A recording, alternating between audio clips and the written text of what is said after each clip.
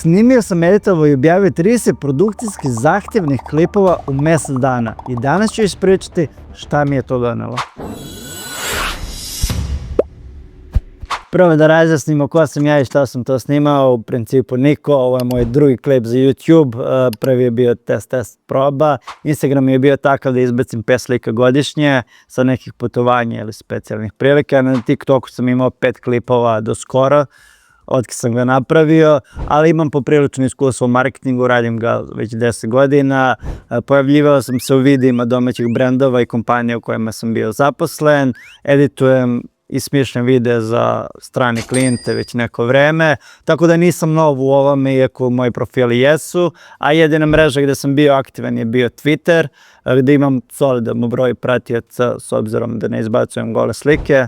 mada tad bi ima još manje verovatno, ali poenta je zapravo i bila taj sadržaj koji pišem na Twitteru već duže niz godina da prebacim u video format i izbacujem uglavnom shortsove, ali ponekad je ovako YouTube long format. Sad, skoro sam napunio 30 i bio sam u fazonu, moram da probam da izbacujem svoje klipove i da se snimam, jer radim to za druge i vreme je da radim za sebe. Stalno kad sam radio za druge, bio sam u fazonu, ok, moram to da odradim, ali kad treba da radim za sebe, ok, mogu sutra, ne živim od ovoga, uvijek imam nešto preču da uradim i mrzelo me da krenem i nikad nisam mogao da se onako komitujem da sada ću ovo da radim i uložit ću vreme u to, iako mi ništa ne donosi trenutno. I zapravo gde najbolje možeš da investiraš jest u sebe i upravo to bio jedan od klipova koje sam snimio, a ceo serijal se zvao 30 stvari koje sam naučio u 30 godina, objašnjenih u 30 sekundi.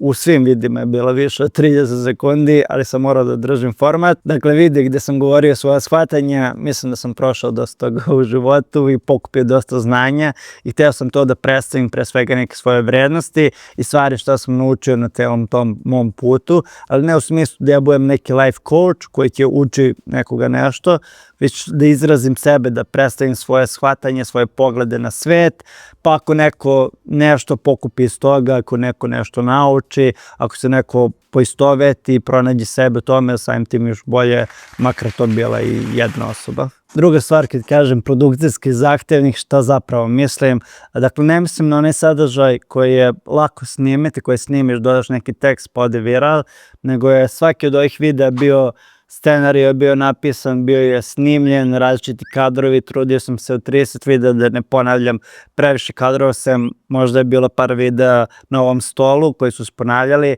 ali je sama dinamika edita bila drugačija. Dakle, kako sam ja to radio, trebalo je sve da snimam unapred, ali sam imao nekih stvari zbog kojih sam morao to da otkažem i na putu za 1. maj u Splitu sam snimio 4-5 videa tamo, ali sve ostale sam maltene snimao dan za dan. Ideja je bila da izeditujem 8-9 klipova, ali to nije išlo tako. Prvi klip sam bukvalno editovao na svoj rođendan koji je morao po nekom mom standardu da bude prvi dan, jer tad kreće serijal 30 stvari koje sam naučio za 30 godina. Kada mi je rođendan bio, znači prvi video i narednih 30 dana treba da izbacujem. Imao sam teme napisane unapred, ali nisam imao scenarij, tako da svaki dan sam se budio, pisao novi scenario, osmišljavao kako ću da snimim, snimao, editovao i dnevno mi je trebalo sigurno 5, 6, 7 sati svaki dan. Od pisanja scenarija do samog edita, do objavljivanja, često sam objavljivao 10 uveče, 11, 2 ujutru kada god sam završio, ali ideja je bila da ne preskočim ni jedan dan i to je trajalo do negdje do pola serijala kada sam preskočio jedan dan, zato je ovaj video u mjesec dana, ne u 30, ali za taj video imam neku lekciju koju sam izvukao i to je moj posljednji video gde sam zaista na kraju ispričao zašto sam preskočio taj dan i to je zapravo bila posljednja 30 stvar koju sam naučio sada već napunjenih 30 godina. Treća stvar, šta mi je donelo tih 30 klipova u mjesec dana i krenut ćemo od stvari koje verovatno sve zanima, to su brojke, a odgovor je ništa. Sad ću ovdje negdje da izbacim po svakoj mreži, izbacivao sam Instagram, TikTok i YouTube. Odgovor je kad se gleda broj pratilaca jako mali rast i druga stvar broj pregleda koji također nije bio veliki, sad ćemo da pređemo kroz mreže, ali pre nego što možda i napustite ovaj snimak, sam ću da kažem da mi je donelo mnogo drugih stvari koje ću posle da ispričam. Idemo sada do mreže. Dakle, Instagram. Vidimo pre pre početka imao sam 1505 pratilaca i zapravo posle prvog klipa sam izgubio određeni broj pratilaca, tipa 6-7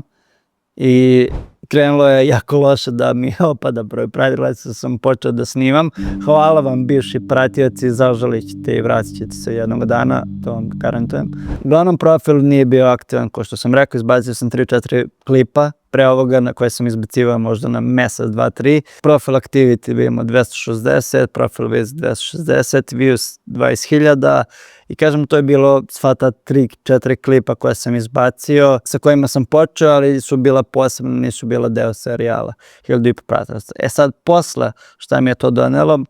vidimo da imamo 124.000, skoro 125.000 pregleda. Kad se podeli to na 30 klipova, to zapravo nije puno. Svi klipovi su mi išli prosječno od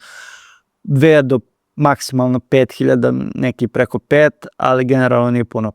Followersa samo 38 novih, vidimo da sve tu ide oko nule, neki su prošli super pa su me ljudi pratili, neki su prošli loše pa su me otprećivali. Verovatno sam ljudima da smarao jer sam svaki dan išao novi video i uvijek išao isti slogan 30 stvari koje sam naučio 30 godina. I možda je to nekih ljudi da vratilo, ali ja mislim da je dugoročno to bila prava strategija, kasnije ću ispričati zašto. I interakcija je bila 3.500, to su lajkovi, komentari i ostalo. Profil visit se pojačao značajno, znači na 2400 i ovdje vidimo dole, znači reelsovi su bili uglavnom, znači uzelo se i 33.000 storija, jer meni svaki story ima oko 1000 nešto pregleda, što znači da je još manje brojka zapravo ovog broja pregleda videa i top content by views vidimo da su najbolji imali 5.500, a svi ostali su tu oko 2.000 i zaista kad se ode na Instagram vidimo da su to klipovi od 3.000, 2.500 koji su mi doneli koliko ono beše 38 pratilaca i zaista je to mali doprinos s obzirom na trud koji sam ja uložio u sve to. Naprimjer, ovaj video koji sam posljednji sad izbacio ima 56.000 pregleda, donio mi oko 70-80 pratilaca, a desio se tako što sam 10 sekundi snimio kako sprodam plažu u Beču. Tako da ovo zaista nije puno, ali ajde da idemo na druge mreže pa ćemo se vratiti na to šta mi je zapravo donelo. TikTok nema prave podatke jer pre ovog serijala sam igrao sam igricu da zagrabim profil i on imao zaista sjajne, što je bukvalno onako glupo dosta ako si ti taj koji snima, jer ovdje ulažeš trud, radiš 6-7 sati svaki video, a onda neka igrica gdje sam uzmem i snimim sebe, svaki imao po 50, neki po 250.000, tako da analitika na TikToku svakako nije dobra, jer ne daje pravo stanje stvari. Ali ajde pređemo i TikTok, znači imao sam 670 pratilaca pre ovoga, navodno sam dobio 41, mada TikTok dosta su mi se vrstili ove snimci od igrice i ovih 160.000 je upravo od toga bilo, vidimo skok pad sa 600.000 od prethodnog perioda, zapravo i ta igrica mi je kidala i donosila pregleda, ovi pregledi koji su nastali od ovoga, nije bilo puno, što možemo vidjeti kad odemo na TikTok, gdje su mi ovi videi kreću odavde, po 700, 500, 1000. Zaista mislim da TikTok možda i nije ova platforma za ovakav tip sadržaja, naročito ako nemaš autoritet. I o ovome ću kasnije da pričam, ali vidimo ovdje, znači po 900, 600, 1000, dosta bedno. I za kraj ostaje YouTube. YouTube, zaista nikad nisam ulagao nikakvo vreme, imam taj duži klip koji ima možda 300 pregleda, ne znam sam, imao sam ovih par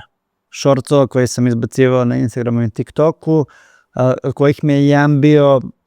copyrightovan za muziku, ne zasluženo, uložio sam žalbu bio i kad mi se povratila žalba, bukvalno sam dobio 30 pregleda, 74 pregleda, što je bilo bedno, već smo sjebali ceo klip. Imao sam pravo na muziku, to je poenta. Dakle, 59 pratilaca, vidimo tih par, 2000, 1600, ali 6000 ukupno, ništa zaista specijalno, da vidimo kako to izgleda sada. ovo je taj klip, glavni moj 30-35 pregleda i u ovom periodu kad sam izbacivao shortse bilo je 27.000, malo sam iznenađen YouTube-om s obzirom da je svaki imao preko 1000 pregleda, ne svaki, ali većina su imala preko 1000 pregleda, vreme gledanja 83 sata i dobio sam 29 novih pratilaca, što je solidno s obzirom da mi YouTube nije bio naglasak i gde zapravo s ovakvim sadržajem koji sad snimam, mislim da želim da napadnem YouTube, a ovo je bilo više za Instagram, zapravo najviše za Instagram, ali više za mene i za neke moje stvari, ne za brojke. Tako da sa YouTube-om eto možemo i završiti ove brojke, sve su malo te nebedne s obzirom na količinu vremena i truda koji sam uložio, ali sad ću da kažem zapravo šta sam dobio sa cijelim ovim serijalom. Šta je zapravo meni bio cilj ovdje? Prvo je da probijem tu barijeru. Kao što sam rekao već, uvijek kad sam snimao za druge, bilo mi je bez problema da sebe stavim ispred kamere, ali kad sam trebao nešto za sebe, mrsko sam to radio. Trebalo mi je 3 dana, trebalo mi je 5 dana da se nateram za pisanje, 3 dana za snimanje, još 10 dana za editing, to je trajalo i tako ne možeš nešto da uradiš. I upravo to probijanje barijere, da postanem konstantan, je glavno ono što sam i dobio na kraju i što sam i želeo da dobijem. Dakle, snimio sam 30 klipova za mjesec dana i rekao sam koji je trud i cimanje tih 30 klipova i sad neću da prekinem. Dakle, javno sam obećao i iako sam radio to dan po dan i bilo je teško, javno sam obećao i morao sam da izguram to do kraja i sad kad sam snimio 30 klipova sigurno neću da stanem i ušao sam takav ritam da mi sad mnogo lakše, samo upalim kameru i krenem da pričam, nemam potrebe onog dela da se nateram, da razmišljam kako ću da snimim, kako ću da zvučim, tako dalje. Probijena je ta barijera i mislim da sam postao konstantan. Da li sam očekivao više pregleda? Da, jesam. Da li sam razočaran? Ne, nisam, jer mislim da je ovo što sam dobio dosta vrednije. Opet imam neke zaključke sa strane rezultata. Ok, ovo ne može da se radi kad imaš mali profil, jer ko sam ja da nekom nešto pričam, običan lik, pogotovo što delim neko svoje znanje, da me ljudi ne znaju i sad ja kao treba da se postavim kao neki autoritet. Ne, ja nemam taj autoritet i nemam, bar na društvenim mrežama, možda ga imam kad pričam svojim drugarima ili ljudima koji me poznaju pa znaju moju priču, ali nema autoritet na društvenim mrežama da pričam ovakve stvari. Da li bi mi bolje prolazili klipovi da sam radio hiperprodukciju? Da, otišli bi viral i brže bih rastao i kažem, kao skoro sam već objavio ovaj klip iz Berča koji je bukvalno 10 minuta editinga i doneo mi mnogo više sa nivoa broj. Da li sam to sve znao i pre nego što sam počeo? Da, jesam. Ali, zašto sam to u stvari radio? Mislim da danas u moru AI kontenta da će sve više da prolaze stvari koje nisu AI, koje su negde autentične i lične. Ja nisam generalno protiv korišćenja AI-a. Ja sam u svojim klipovima koristio AI za editing, radio sam neke tranzicije, radio sam neke stvari koje nisam mogao sam da uradim, ali ni jednom trenutku nisam koristio AI za pisanje, sve reči su bile moje, sav tekst izgovoren je bio moj, snimao sam gomilu različitih kadrova koje nisu bile AI. Igrao sam s AI-om, pokušavao sam, morao da pratiš trendove, ali to nije AI slop content na koji ovde mislim. AI slop content je onaj brain rot sadržaj gde ljudi samo gledaš i ne znaš ni šta gledaš i svi su isti, svi prate trendove, ima gomila faceless kanala. Ovo to nije, ovo je autentičan sadržaj gde sam predstavljao svoje vrednosti i bukvalno mislim da ako ti predstavljaš svoje vrednosti, da ljudi koji takođe neki imaju svoje vrednosti stavaju mogu da se povežu sa tim. I samim tim se stvara lojalnost između brenda, u ovom slučaju ličnog brenda, to je mene i ljudi koji to gledaju i možemo da se povežemo na nekoj osnovi jer smo ljudi pre svega. I zato će mi pored ovih, ajde kažem, loših brojki značiti što će ovo zauvek ostati na profilu. Šta god kasnije radim i nadam se da će da ću biti u smislu uspešan, da će mi profile rasti, ovo će uvijek biti te neki temelj da će svi moći da se vrati i da vide ko sam ja, koji su moje stavovi i šta razmišljam. I čak i ako mi se ti stavovi menjaju, verovatno hoće neki od njih da mi se menjaju kako starije mi učim nove stvari, ali će biti neka podloga odakle sam došao, temelj. Sad, da li sam u pravu što se tiče ovoga mog razmišljenja gde će kontent da ide, vidjet ćemo na duge staze, generalno sad je teško reći. Mislim da je dugoročnije dobro i da je teže na ovaj način i dobiti pratioce i preglede i sve, ali da je ispravniji jer gradiš bolji temelj i bolje graditi kuću na nekom čvrstom temelju nego napraviti